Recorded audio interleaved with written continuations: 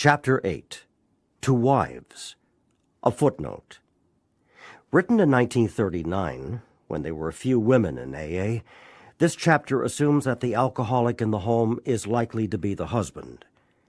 But many of the suggestions given here may be adapted to help the person who lives with a woman alcoholic, whether she is still drinking or is recovering in AA. A further source of help is noted at the end of the chapter. With few exceptions, our book thus far has spoken of men. But what we have said applies quite as much to women. Our activities in behalf of women who drink are on the increase. There is every evidence that women regain their health as readily as men if they try our suggestions. But for every man who drinks, others are involved. The wife who trembles in fear of the next debauch, the mother and father who see their son wasting away. Among us are wives, relatives, and friends whose problem has been solved, as well as some who have not yet found a happy solution. We want the wives of Alcoholics Anonymous to address the wives of men who drink too much. What they say will apply to nearly everyone bound by ties of blood or affection to an alcoholic. As wives of Alcoholics Anonymous, we would like you to feel that we understand as perhaps few can. We want to analyze mistakes we have made. We want to leave you with a feeling that no situation is too difficult and no unhappiness too great to be overcome. We have traveled a rocky road. There is no mistake about that. We have had long rendezvous with hurt pride, frustration, self-pity, misunderstanding, and fear. These are not pleasant companions. We've been driven to maudlin sympathy, to bitter resentment. Some of us veered from extreme to extreme, ever hoping that one day our loved ones would be themselves once more. Our loyalty and the desire that our husbands hold up their heads and be like other men have begotten all sorts of predicaments. We have been unselfish and self-sacrificing. We have told innumerable lies to protect our pride and our husbands' reputations. We have prayed, we have begged, we have been patient. We have struck out viciously. We have run away. We have been hysterical. We have been terror-stricken. We have sought sympathy. We have had retaliatory love affairs with other men. Our homes have been battlegrounds many an evening. In the morning we have kissed and made up. Our friends have counseled chucking the men, and we have done so with finality, only to be back in a little while hoping, always hoping. Our men have sworn great solemn oaths that they were through drinking forever. We have believed them when no one else could or would. Then in days, weeks, or months, a fresh outburst. We seldom had friends at our homes, never knowing how or when the men of the house would appear. We could make few social engagements. We came to live almost alone. When we were invited out, our husbands sneaked so many drinks that they spoiled the occasion. If, on the other hand, they took nothing, their self-pity made them killjoys. There was never financial security. Positions were always in jeopardy or gone. An armored car could not have brought the pay envelopes home. The checking account melted like snow in June. Sometimes there were other women. How heartbreaking was this discovery!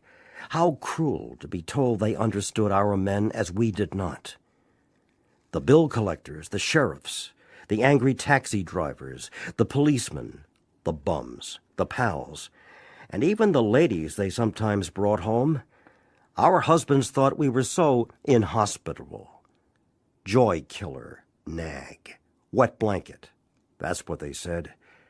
Next day they would be themselves again, and we would forgive and try to forget. We have tried to hold the love of our children for their father. We have told small tots that father was sick, which was much nearer the truth than we realized. They struck the children, kicked out door panels, smashed treasured crockery, and ripped the keys out of pianos. In the midst of such pandemonium, they may have rushed out, threatening to live with the other woman forever. In desperation, we have even got tight ourselves, the drunk to end all drunks. The unexpected result was that our husbands seemed to like it. Perhaps at this point we got a divorce and took the children home to father and mother. Then we were severely criticized by our husbands' parents for desertion. Usually we did not leave. We stayed on and on. We finally sought employment ourselves as destitution faced us and our families. We began to ask medical advice as the sprees got closer together. The alarming physical and mental symptoms, the deepening pall of remorse, depression, and inferiority that settled down on our loved ones, these things terrified and distracted us. As animals on a treadmill, we have patiently and wearily climbed, falling back in exhaustion after each futile effort to reach solid ground. Most of us have entered the final stage with its commitment to health resorts, sanitariums, hospitals, and jails.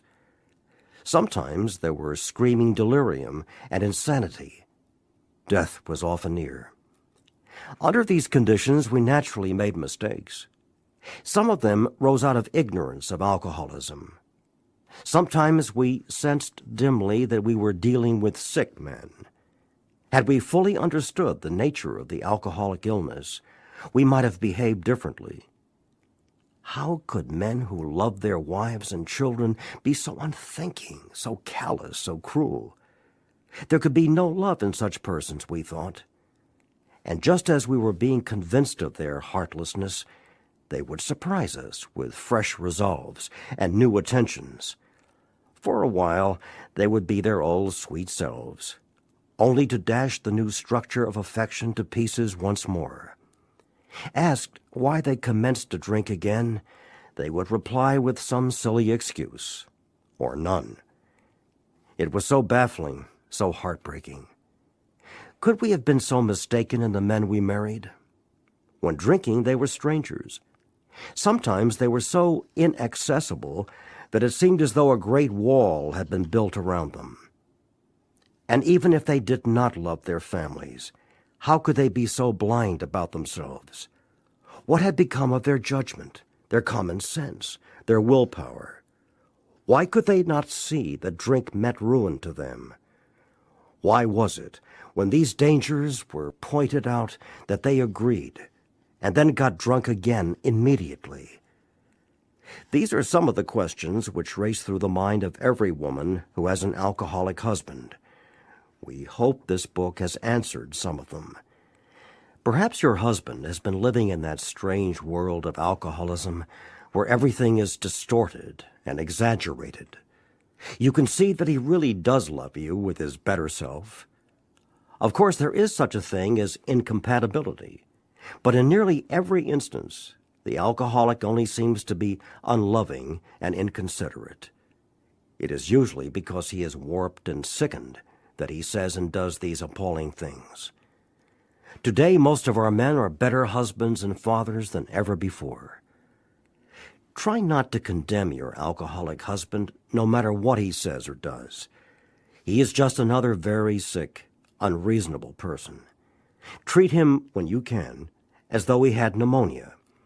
When he angers you, remember that he is very ill. There is an important exception to the foregoing. We realize some men are thoroughly bad-intentioned, that no amount of patience will make any difference. An alcoholic of this temperament may be quick to use this chapter as a club over your head. Don't let him get away with it. If you are positive he is one of this type, you may feel you had better leave.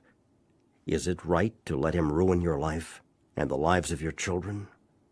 Especially when he has before him a way to stop his drinking and abuse if he really wants to pay the price. The problem with which you struggle usually falls within one of four categories. 1. Your husband may be only a heavy drinker. His drinking may be constant, or it may be heavy only on certain occasions. Perhaps he spends too much money for liquor. It may be slowing him up mentally and physically, but he does not see it. Sometimes he is a source of embarrassment to you and his friends. He is positive he can handle his liquor, that it does him no harm, that drinking is necessary in his business. He would probably be insulted if he were called an alcoholic. This world is full of people like him. Some will moderate or stop altogether, and some will not. Of those who keep on, a good number will become true alcoholics after a while. 2. Your husband is showing lack of control, for he is unable to stay on the water wagon even when he wants to. He often gets entirely out of hand when drinking. He admits this is true, but is positive that he will do better. He has begun to try, with or without your cooperation, various means of moderating or staying dry.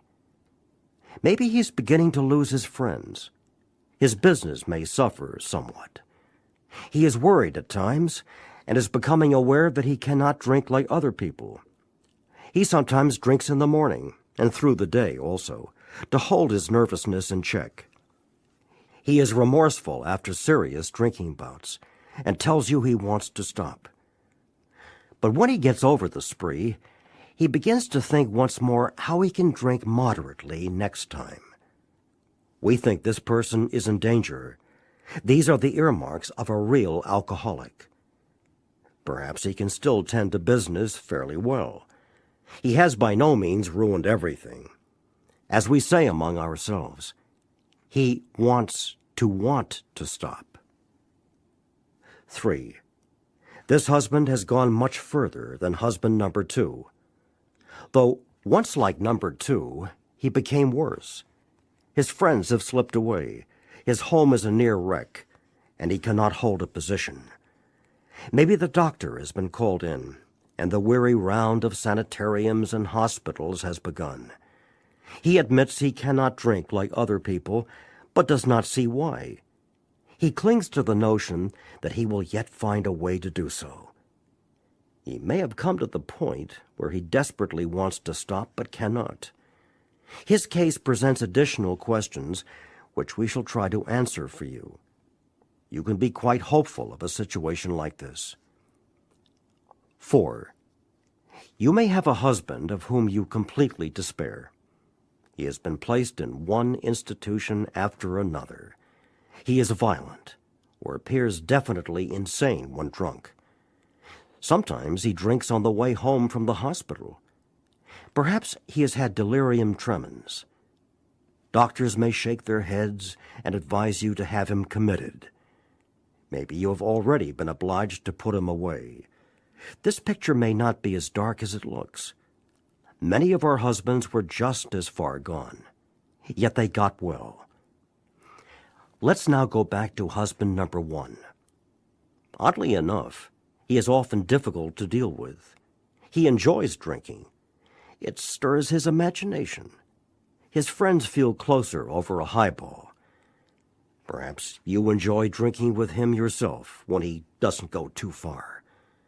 You have passed happy evenings together, chatting and drinking before your fire. Perhaps you both like parties which would be dull without liquor. We have enjoyed such evenings ourselves. We had a good time. We know all about liquor as a social lubricant. Some, but not all of us, think it has its advantages when reasonably used. The first principle of success is that you should never be angry. Even though your husband becomes unbearable and you have to leave him temporarily, you should, if you can, go without rancor. Patience and good temper are most necessary. Our next thought is that you should never tell him what he must do about his drinking. If he gets the idea that you are a nag or a killjoy, your chance of accomplishing anything useful may be 0. He will use that as an excuse to drink more. He will tell you he is misunderstood. This may lead to lonely evenings for you. He may seek someone else to console him, not always another man. Be determined that your husband's drinking is not going to spoil your relations with your children or your friends. They need your companionship and your help. It is possible to have a full and useful life, though your husband continues to drink. We know women who are unafraid, even happy under these conditions. Do not set your heart on reforming your husband. You may be unable to do so, no matter how hard you try. We know these suggestions are sometimes difficult to follow, but you will save many a heartbreak if you can succeed in observing them. Your husband may come to appreciate your reasonableness and patience. This may lay the groundwork for a friendly talk about his alcoholic problem. Try to have him bring up the subject himself. Be sure you are not critical during such a discussion. Attempt instead to put yourself in his place. Let him see that you want to be helpful rather than critical.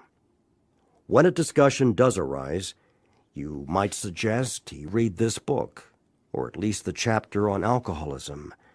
Tell him you have been worried, though perhaps needlessly. You think he ought to know the subject better, as everyone should have a clear understanding of the risk he takes if he drinks too much. Show him you have confidence in his power to stop or moderate. Say you do not want to be a wet blanket, that you only want him to take care of his health. Thus you may succeed in interesting him in alcoholism.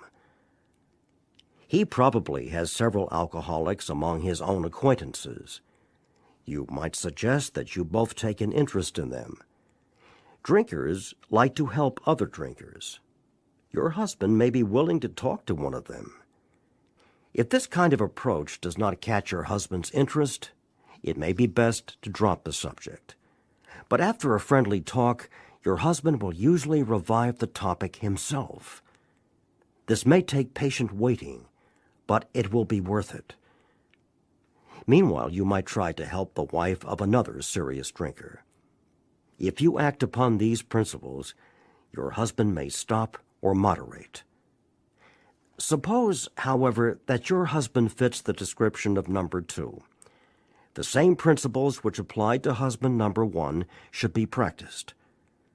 But after his next binge, ask him if he would really like to get over drinking for good.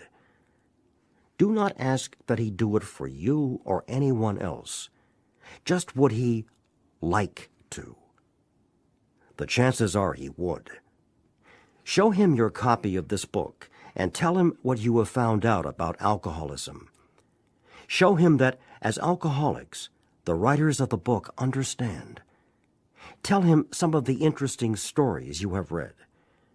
If you think he will be shy of a spiritual remedy, ask him to look at the chapter on alcoholism. Then perhaps he will be interested enough to continue. If he is enthusiastic, your cooperation will mean a great deal. If he is lukewarm or thinks he is not an alcoholic, we suggest you leave him alone. Avoid urging him to follow our program. The seed has been planted in his mind. He knows that thousands of men, much like himself, have recovered. But don't remind him of this after he has been drinking, for he may be angry. Sooner or later, you are likely to find him reading the book once more. Wait until repeated stumbling convinces him he must act, for the more you hurry him, the longer his recovery may be delayed. If you have a number 3 husband, you may be in luck. Being certain he wants to stop, you can go to him with this volume as joyfully as though you had struck oil. He may not share your enthusiasm, but he is practically sure to read the book, and he may go for the program at once. If he does not, you will probably not have long to wait. Again, you should not crowd him. Let him decide for himself. Cheerfully see him through more sprees. Talk about his condition, or this book, only when he raises the issue. In some cases, it may be better to let someone outside the family present the book. They can urge action without arousing hostility. If your husband is otherwise a normal individual, your chances are good at this stage. You would suppose that men in the fourth classification would be quite hopeless, but that is not so. Many of Alcoholics Anonymous were like that. Everybody had given them up. Defeat seemed certain. Yet often such men had spectacular and powerful recoveries. There are exceptions. Some men have been so impaired by alcohol that they cannot stop. Sometimes there are cases where alcoholism is complicated by other disorders. A good doctor or psychiatrist can tell you whether these complications are serious. In any event, try to have your husband read this book. His reaction may be one of enthusiasm. If he is already committed to an institution, but can convince you and your doctor that he means business, give him a chance to try our method, unless the doctor thinks his mental condition too abnormal or dangerous. We make this recommendation with some confidence. For years, we have been working with alcoholics committed to institutions. Since this book was first published, AA has released thousands of alcoholics from asylums and hospitals of every kind. The majority have never returned. The power of God goes deep. You may have the reverse situation on your hands. Perhaps you have a husband who is at large, but who should be committed. Some men cannot or will not get over alcoholism. When they become too dangerous, we think the kind thing is to lock them up. But of course a good doctor should always be consulted. The wives and children of such men suffer horribly, but not more than the men themselves. But sometimes you must start life anew. We know women who have done it. If such women adopt a spiritual way of life, their road will be smoother. If your husband is a drinker, you probably worry over what other people are thinking, and you hate to meet your friends. You draw more and more into yourself, and you think everyone is talking about conditions at your home. You avoid the subject of drinking, even with your own parents. You do not know what to tell the children. When your husband is bad, you become a trembling recluse, wishing the telephone had never been invented. We find that most of this embarrassment is unnecessary. While you need not discuss your husband at length, you can quietly let your friends know the nature of his illness. But you must be on guard not to embarrass or harm your husband. When you have carefully explained to such people that he is a sick person, you will have created a new atmosphere. Barriers which have sprung up between you and your friends will disappear with the growth of sympathetic understanding. You will no longer be self-conscious or feel that you must apologize as though your husband were a weak character. He may be anything but that. Your new courage, good nature, and lack of self-consciousness will do wonders for you socially. The same principle applies in dealing with the children. Unless they actually need protection from their father, it is best not to take sides in any argument he has with them while drinking. Use your energies to promote a better understanding all around. Then that terrible tension which grips the home of every problem drinker will be lessened. Frequently, you have felt obliged to tell your husband's employer and his friends that he was sick, when as a matter of fact he was tight. Avoid answering these inquiries as much as you can. Whenever possible, let your husband explain. Your desire to protect him should not cause you to lie to people when they have a right to know where he is and what he is doing. Discuss this with him when he is sober and in good spirits. Ask him what you should do if he places you in such a position again. But be careful not to be resentful about the last time he did so. There is another paralyzing fear. You may be afraid your husband will lose his position. You are thinking of the disgrace and hard times which will befall you and the children. This experience may come to you, or you may already have had it several times. Should it happen again, Regard it in a different light. Maybe it will prove a blessing. It may convince your husband he wants to stop drinking forever. And now you know that he can stop if he will. Time after time, this apparent calamity has been a boon to us, for it opened up a path which led to the discovery of God.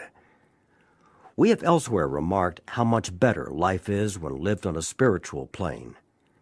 If God can solve the age-old riddle of alcoholism, he can solve your problems too. We wives found that, like everybody else, we were afflicted with pride, self-pity, vanity, and all the things which go to make up the self-centered person. And we were not above selfishness or dishonesty. As our husbands began to apply spiritual principles in their lives, we began to see the desirability of doing so too. At first, some of us did not believe we needed this help. We thought, on the whole, we were pretty good women, capable of being nicer, if our husbands stopped drinking. But it was a silly idea that we were too good to need God. Now we try to put spiritual principles to work in every department of our lives. When we do that, we find it solves our problems too. The ensuing lack of fear, worry, and hurt feelings is a wonderful thing. We urge you to try our program, for nothing will be so helpful to your husband as the radically changed attitude toward him which God will show you how to have. Go along with your husband if you possibly can. If you and your husband find a solution for the pressing problem of drink, you are, of course, going to be very happy. But all problems will not be solved at once. Seed has started to sprout in a new soil, but growth has only begun. In spite of your newfound happiness, there will be ups and downs. Many of the old problems will still be with you. This is as it should be. The faith and sincerity of both you and your husband will be put to the test. These workouts should be regarded as part of your education, for thus you will be learning to live. You will make mistakes, but if you are in earnest, they will not drag you down. Instead, you will capitalize them. A better way of life will emerge when they are overcome. Some of the snags you will encounter are irritation, hurt feelings, and resentments. Your husband will sometimes be unreasonable, and you will want to criticize. Starting from a speck on the domestic horizon, great thunderclouds of dispute may gather. These family dissensions are very dangerous, especially to your husband. Often you must carry the burden of avoiding them or keeping them under control. Never forget that resentment is a deadly hazard to an alcoholic. We do not mean that you have to agree with your husband whenever there is an honest difference of opinion. Just be careful not to disagree in a resentful or critical spirit. You and your husband will find that you can dispose of serious problems easier than you can the trivial ones.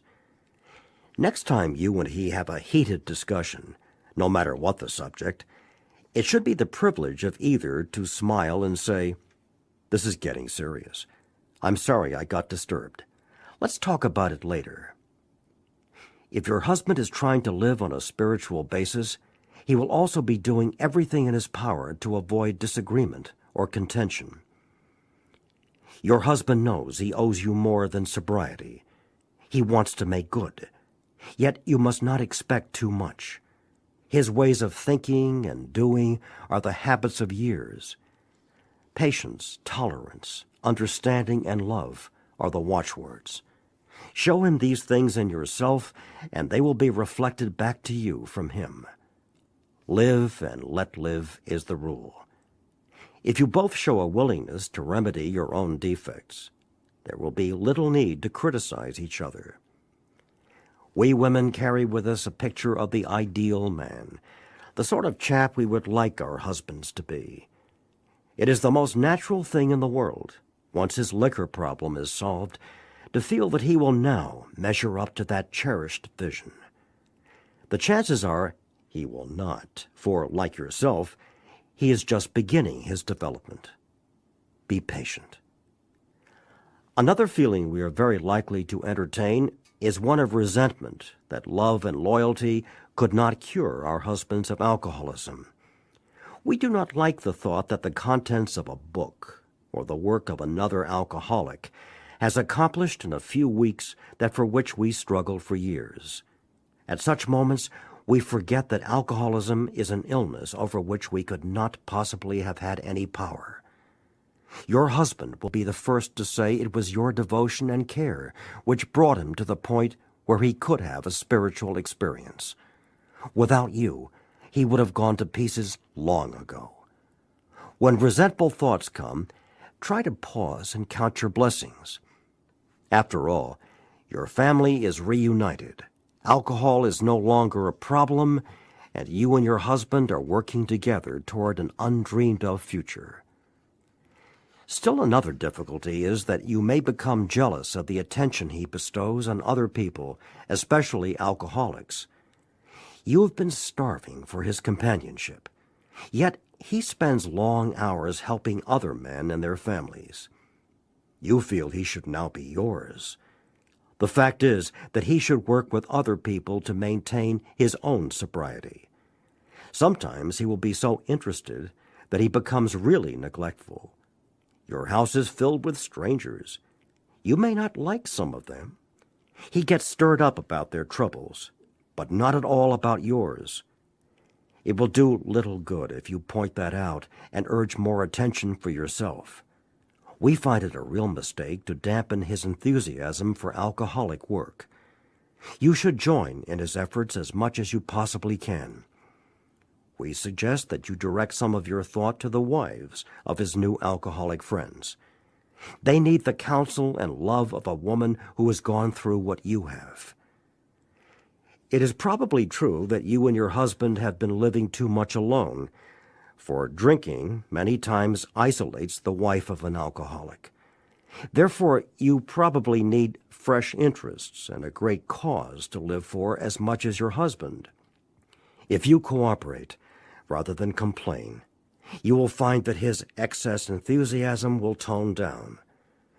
Both of you will awaken to a new sense of responsibility for others. You, as well as your husband, ought to think of what you can put into life instead of how much you can take out. Inevitably, your lives will be fuller for doing so. You will lose the old life to find one much better. Perhaps your husband will make a fair start on the new basis, but just as things are going beautifully, he dismays you by coming home drunk. If you are satisfied he really wants to get over drinking, you need not be alarmed. Though it is infinitely better that he have no relapse at all, as has been true with many of our men, it is by no means a bad thing in some cases. Your husband will see at once that he must redouble his spiritual activities if he expects to survive. You need not remind him of his spiritual deficiency. He will know of it. Cheer him up and ask him how you can be still more helpful. The slightest sign of fear or intolerance may lessen your husband's chance of recovery. In a weak moment, he may take your dislike of his high-stepping friends as one of those insanely trivial excuses to drink. We never tried to arrange a man's life so as to shield him from temptation. The slightest disposition on your part to guide his appointments or his affairs so he will not be tempted will be noticed. Make him feel absolutely free to come and go as he likes. This is important. If he gets drunk, don't blame yourself. God has either removed your husband's liquor problem or he has not. If not, it had better be found out right away. Then you and your husband can get right down to fundamentals. If a repetition is to be prevented, place the problem, along with everything else, in God's hands. We realize that we have been giving you much direction and advice. We may have seemed to lecture. If that is so, we are sorry, for we ourselves don't always care for people who lecture us. But what we have related is based upon experience, some of it painful. We had to learn these things the hard way. That is why we are anxious that you understand and that you avoid these unnecessary difficulties. Footnote: The Fellowship of Al-Anon Family Groups was formed about 13 years after this chapter was written. Though it is entirely separate from Alcoholics Anonymous, it uses the general principles of the AA program as a guide for husbands, wives, relatives, friends, and others close to alcoholics. The foregoing pages, though addressed only to wives, indicate the problems such people may face. Alateen, for teenage children of alcoholics, is a part of Al-Anon. So to you out there who may soon be with us, we say, good luck and God bless you.